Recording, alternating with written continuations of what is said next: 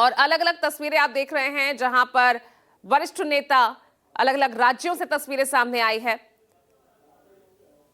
और ये तमाम तस्वीरें क्योंकि 2014 में ये प्रस्ताव रखा गया था भारत की ही ओर से कि योगा दिवस की हमें शुरुआत करनी चाहिए, और 2015 से विश्व भर में। शुभेंदु अधिकारी जी, केंद्र में मेरे सहयोगी प्रताप राव जाधव जी, अन्य सभी महानुभाव, यहां कोलकाता में जुटे सभी प्रतिभागी,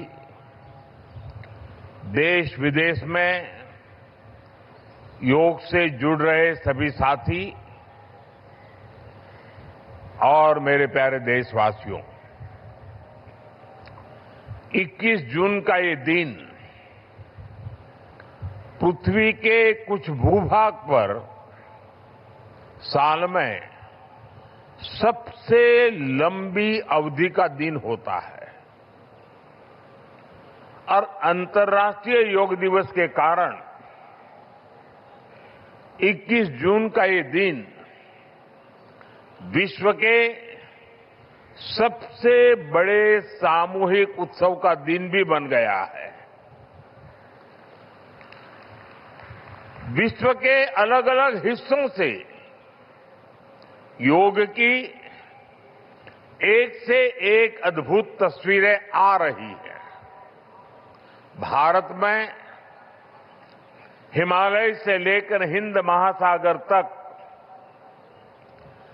पूर्वोत्तर और पूरब में बंगाल से लेकर पश्चिम में सौराष्ट्र तक पूरा देश योग की ऊर्जा से, चैतन्य से भरा हुआ नजर आ रहा है। पूरा देश, पूरा विश्व एक दूसरे से जुड़ा हुआ नजर आ रहा है और यही तो योग की ताकत है।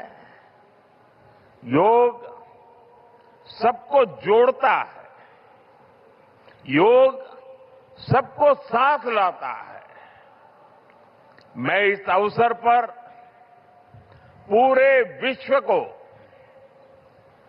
संपूर्ण मानव समुदाय को अंतर्राष्ट्रीय योग दिवस की बहुत बहुत शुभकामनाएं देता हूं। साथियों, आज योग दिवस पर मैं खास करके पूरे बंगाल में, कोलकाता में यहां बने स्वच्छता के योग के लिए भी कोलकाता वासियों की सराहना करूंगा। ये अद्भुत पहल है, स्वच्छता से स्वागत। स्वच्छता से स्वागत पहल के लिए जिस तरह यहां लगातार श्रम किया गया है, नागरिक कर्तव्य निभाया गया है, वो सभी देशवासियों के लिए आज एक बहुत बड़ी प्रेरणा बन गया है। साथियों, योग दिवस के अवसर पर आज बंगाल में होना बहुत ही विशेष है। बंगाल की ये पवित्र भूमि, जहां भगवान रामकृष्ण परमहंस जैसे सिद्ध संतों ने अवतार लिया, जहां से निकलकर स्वामी विवेकानंद ने पूरे विश्व को योग से परिचय कराया, जहां महर्षि अरविंद जैसे महान योगी ने जन्म लिया, लाहिड़ी महाशय जैसे महान योगियों ने जहां योग परंपरा को नई ऊंचाइयों तक पहुंचाया, आज उसी धरती पर सामूहिक योग का अनुभव एक अलग आध्यात्मिक अनुभूति दे रहा है। इसी बंगाल की धरती पर जन्मे गुरुदेव रविन्द्रनाथ ठाकुर का मानना था कि मनुष्य की पहचान अलग अलग रहने में नहीं, बल्कि अपने आसपास की दुनिया से जुड़ने में है। यही जुड़ाव योग का मूल भाव है। महर्षि अरविंद भी कहते थे, हमारा पूरा जीवन योग है, चाहे हमें इसका बोध हो या न हो। योग जब स्वभाव में आता है तो वो मानवीय एकता का आधार बन जाता है। साथियों, योग केवल शारीरिक श्रम का साधन नहीं है। योग किसी एक आयु वर्ग के लिए सीमित भी नहीं है।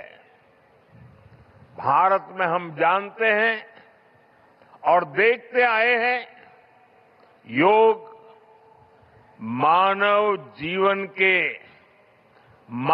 के जीवन का चेतना के साथ, ऊर्जा के साथ एक प्रकाश भी है। इसलिए इस वर्ष अंतर्राष्ट्रीय योग दिवस की थीम रखी गई है, योगा फॉर हेल्दी एजिंग।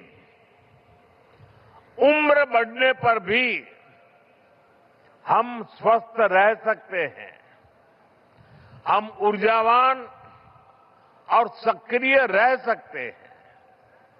योग हमें इसके लिए मार्ग दिखाता है।